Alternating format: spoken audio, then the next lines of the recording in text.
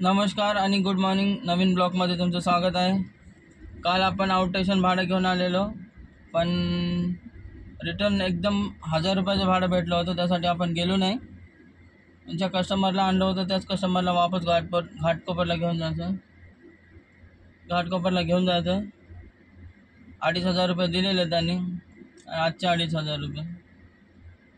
त्याच्यासाठी मी गेलो नाही, कारण 1000 रुपयामध्ये अंधेरीचं भाडं लागलेलं काल. जर 100 किलोमीटरचे 1000 रुपये भेटत असेल तर जाऊन काय फायदा आहे. 500 रुपयाचा CNG जाते कमीत कमी, आणि ते पण ट्रॅफिकचा टाईम असल्यामुळे मी नाही गेलो.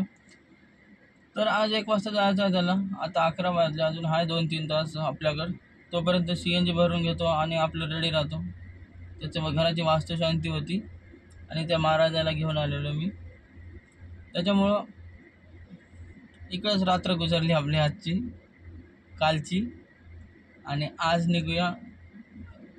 जर मी 1000 रुपयाचं भाडं घेऊन गेलो असतो मुंबई, पण रात्री इकडून 3 तास दाखवत होता. 3 तासामध्ये एवढी ट्रॅफिक असणार, मग थकून गेलो असतो. त्याच्यापेक्षा इकडेच आराम केलं.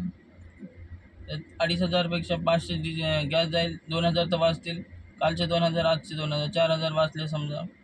आणि सकाळी जर रात्री गेलो असतो तर 1000 रुपये ते भेटले असते आणि 300-400 रुपये सकाळचा धंदा झाला असता. त्याच्यापेक्षा हे सुखासुखी आहे ना, अजून काय पाहिजे. बस तर आता CNG टाकून जेवायला जाऊया. काल नाश्ता केलो, सकाळी नाश्ता केलो आणि